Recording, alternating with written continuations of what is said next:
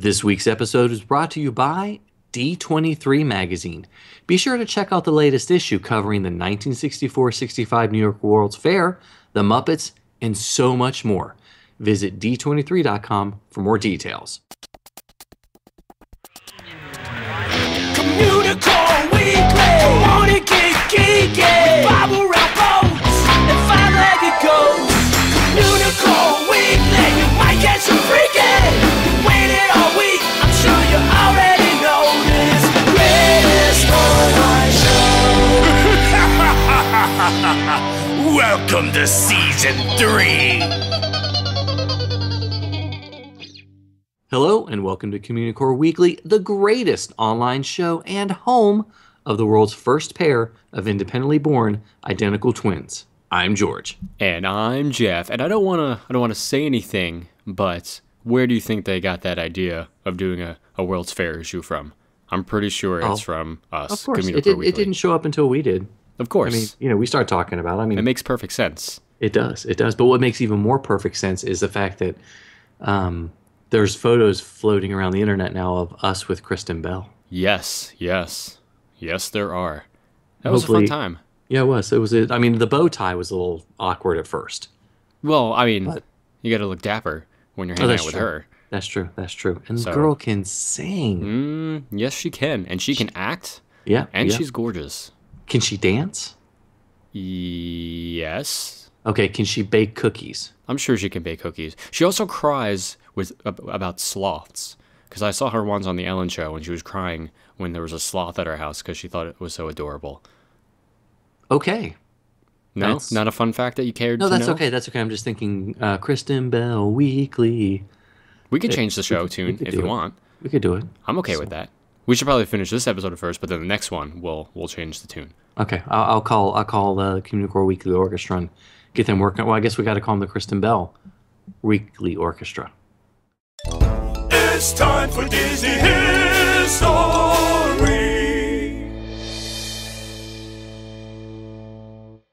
When you're at the Pirates of the Caribbean at Disneyland, once you get to the inside portion of the queue, chances are you've probably noticed the drawings of the pirates along the walls. Now, sure, they look pretty awesome, but if you know your pirate history, you know that most of them actually are real pirates. Most. Not all of them. There's 2 that are not real pirates, except in the movies.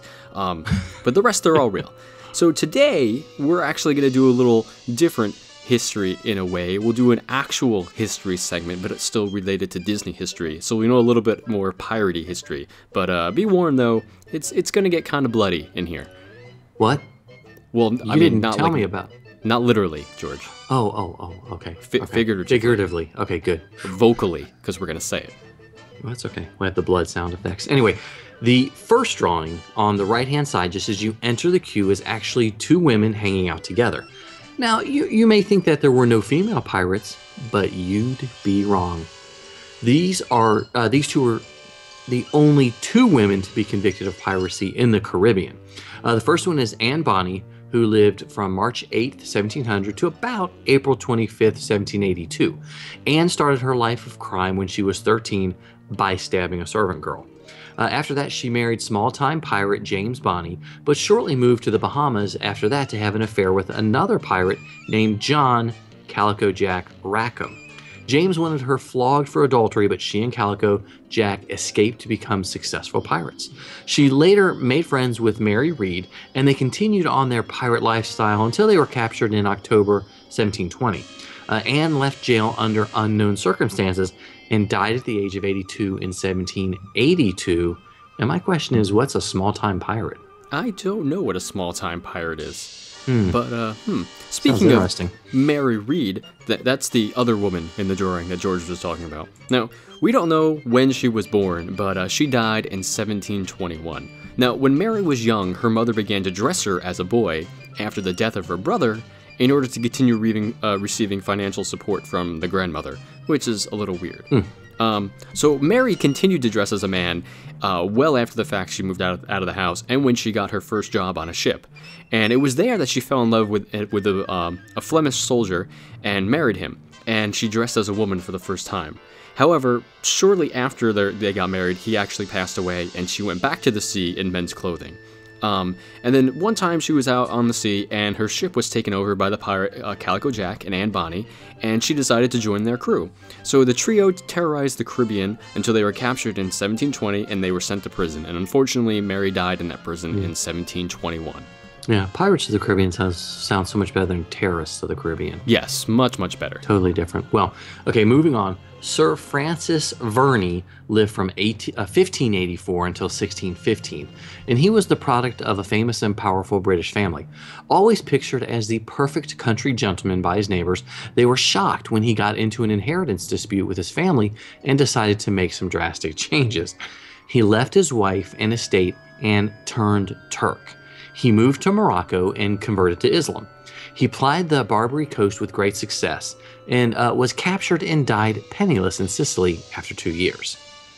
Now, a pirate that most of you will recognize along the wall right after that is none other than Captain Jack Sparrow. And I think you guys have a pretty good idea of his history, so we'll skip him and we'll move on to Sir Henry Mainwaring. And he lived from 1587 to 1653. Now, much like Verney, Mainwaring was born of the upper class, and his family were contemporaries of William the Conqueror, and his grandfather was the Vice Admiral of Sussex. Now, he graduated from Oxford University at the age of 15 with a law degree, so he was a pretty educated pirate. Now, his sailing career actually began with a commission to hunt down another famous pirate, but he had kind of bigger fish to fry, apparently, and he attacked any Spanish fleet that he came upon. And he was so good at beating these Spanish fleets that the Spanish government, they actually decided to hire him and his fleet in exchange for a full pardon. Now, Britain also granted him a full pardon, and he went on to write a discourse on pirates in 1618. And he was actually knighted in 1618. It became a vice admiral. Now, obviously, he was not your typical pirate, but man, he really got the job done for those guys. So next along the wall is Captain Hector Barbossa. But much like Captain Jack Sparrow, you guys have a pretty good idea of who he was as well. So we will move along to Charles Gibbs, who lived from November 5th, 1798 to April 22nd, 1831. Charles Gibbs' real name was James D. Jeffers, who was born in Newport, Rhode Island. He would be one of the last active pirates in the Caribbean and one of the last executed. He claimed to have slaughtered as many as 400 victims, and his legend continued to grow after his death. Born to a sea captain, Gibbs started his career in the United States Navy, and his claim to fame was his brutality towards prisoners, including chopping off their arms and legs or burning entire crews alive.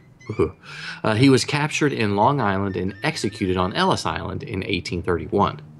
Now, the last pirate there is Edward Ned Lowe, who lived from 1690 to 1724. Now, ever since Ned was a young boy, he was always in trouble. He was actually a pickpocket and a burglar at such a young age. And after his wife died in childbirth, Ned set out to become a pirate out on sea. Now, he was very successful, and he captured at least 100 ships in his brief 3-year career. That's a lot of ships in just 3 years. It's a good batting average. Yeah, really. I want him on my team when we're playing pirates. But he also had a very nasty reputation and was known to torture his victims before killing them, including burning a French cook alive, and he actually slaughtered 53 Spanish captives. So intimidation was kind of like his calling card.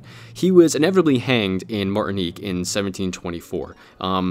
Now, looking back at all these pirates, they're clearly not very Disney-friendly, but I guess they wanted to add more historical aspects to the ride and kind of pay homage to some real pirates, as crazy as their careers may have been in real life. That's true. And one thing you never hear about is like Pirates of Disney podcasts. Yes. We should probably try to invade another Disney podcast sometime. Just come on board and take over. That might be fun. Yeah, raise the Communicore Weekly flag. And we do some swashbuckling or something? I don't know how to do that, but I mean we can try. Okay. I just don't want to pull any muscles because. So should we have other podcasts call us on the goat line if they want us to take them over? I think that's a great idea. They should. Okay, awesome. He's a nerd, he's a geek, but we all like to hear him speak. So listen up to the words from his speech. It's George's Book of the Week. So this week, we're looking at the Unofficial Walt Disney World Earbook 2013 by Kevin Yee. Kevin's a fellow columnist at Mice Chat, and he actually started Mice Age with Al Lutz back in the day. And he's one of the most prolific Disney authors with over 15 titles to his name. We reviewed the 2012 Earbook last year, and he's been publishing them since 2010, and we both loved it. In a nutshell, the Earbook series is a look at the entire calendar year of Walt Disney World. Kevin spends nearly every weekend at the parks and documents them like crazy.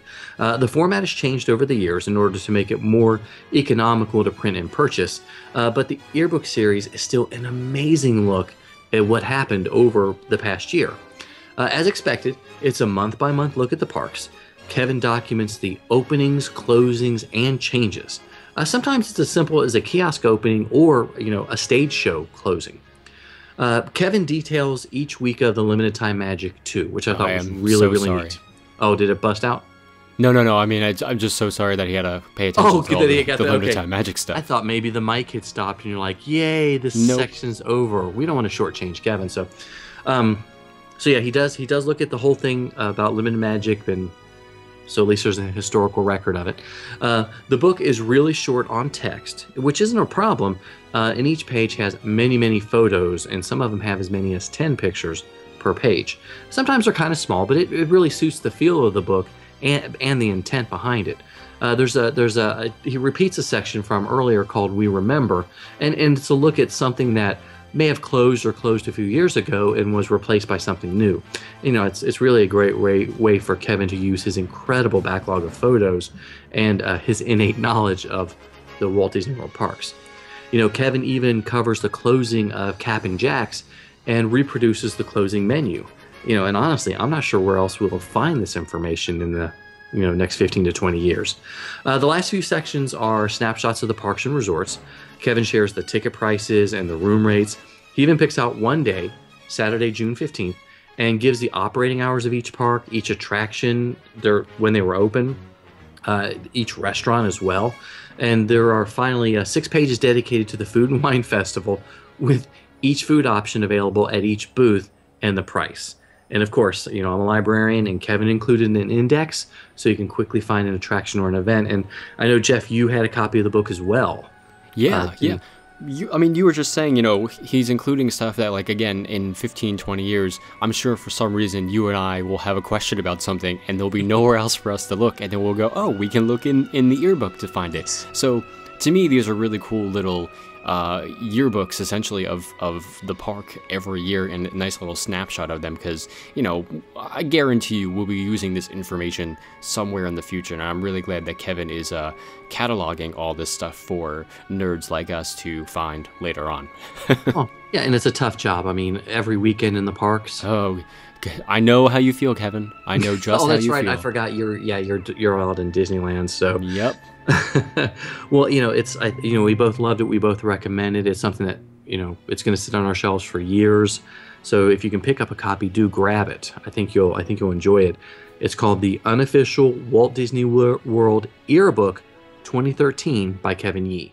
Sometimes it's a 1, sometimes it's a 2. When you gotta go, what you gonna do? It's a bathroom break. A bathroom break.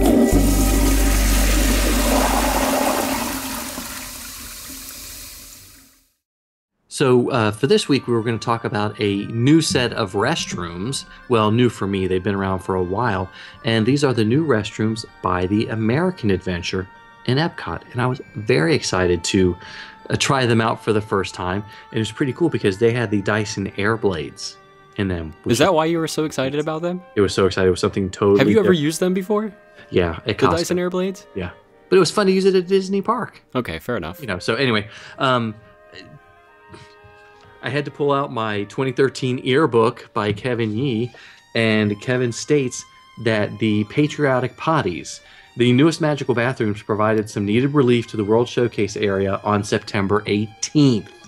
A newly constructed building next to the American Adventure yielded dozens of new bathroom stalls. And he has a few photos on the inside of it, so clearly we're not the only people that take pictures. Yeah, we're not the only weird ones, guys. It said so. Yeah, the inside is gorgeous, very well done. I have to admit, I'm not excited about the outside of the building. It's a low, flat, low-slung building, with a few columns in the front of it, and that's supposed to make, and some pediments, supposed to make it look colonial, but it looks like something they threw up real quick and did not put a lot of eye to detail. But still, it's new bathrooms at Disney, and they're awesome and beautiful on the inside, and I think you should use them. Well, I would hope people would use them. That's why they put them there. That's use true. the bathrooms, not outside the bathrooms. Yeah, that'd be kind of weird. Gross? Yeah. I don't think weird's the term. I think gross is the term. Yeah, good point. Good point. So, 2 Communicore Weekly thumbs up for these I don't know. I haven't been there yet, so I can't determine for you. You have to tell me what you think. 2 of my thumbs up, yes. I think 2 of your great. thumbs up. Yes. My thumbs are undetermined for now. I will check them out and I will report back as soon as I can. Sometimes you might see it, sometimes you don't. Hey, look, what's that? It's a 5-legged goat. When you're visiting CarsLand in California Adventure, be sure to peek into the back office of the Cozy Cone Motel. Now, you'll see that nearly every corner of this shop is filled with traffic cones because it is the Cozy Cone Motel. I mean, it would only make sense. But on the lower shelf of the desk itself in the back, you'll see that one of the cones pays tribute to Toy Story 2. Buzz Lightyear is inside the cone, holding it up, much like the scene at the end of Toy Story 2 when he uses the traffic cones to cross the street to help save Woody from Al's Toy Barn, which I thought is a cool little nod to a Pixar movie inside another Pixar movie, inside another in Piction. I don't know. In Pixar section. That's good in Piction. That's good. In Piction? Okay, let's go. Although That sounds like a board game. It sounds like a game we'd play. Yeah.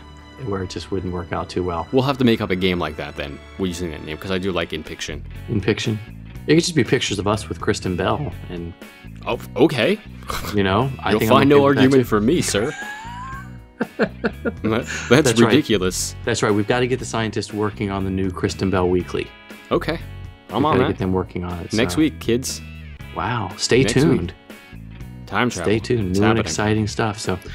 Okay, well, guys, thank you so much for watching and listening to us again. We really do appreciate it. Well, of course we do. Be sure to leave us a comment and rate us on iTunes. Let us know about our new show, Kristen Bell Weekend, because it's going to be great, guys. It's going to be great. It's just us swooning over her. So you can still, this week, you can email us at communicoreweekly@gmail.com. Next week, we're not sure what the address is going to be. It may change after next week. It may change. We'll have to see what Gmail has available. Yep. But you can still like us on Facebook at facebook.com/Communicore Weekly. There, luckily, we can just change the name of the page, so you can just like it now and you'll still like it.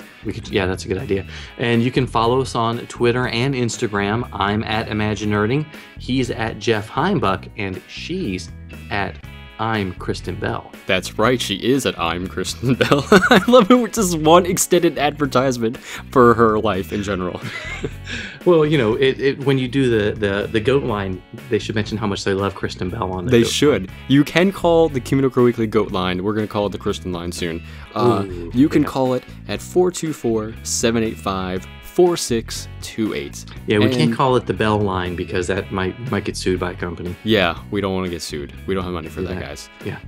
And don't forget that the Communicore Weekly, the musical, I'm just thinking that we're going to do a musical with her. Well, we could. We could. So people should buy Communicore Weekly, the musical, now. So we can afford to pay her? Yes, yeah. So we can afford to. Oh, we have to pay her? I thought she'd do it because she loved us. Oh.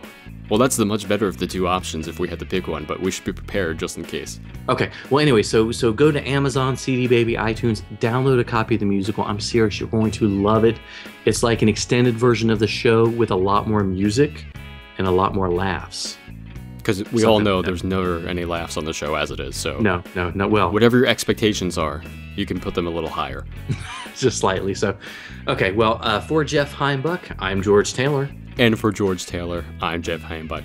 Thanks so much for watching and listening, guys. We really appreciate it. We'll see you next time on Communicore Weekly, the greatest online show.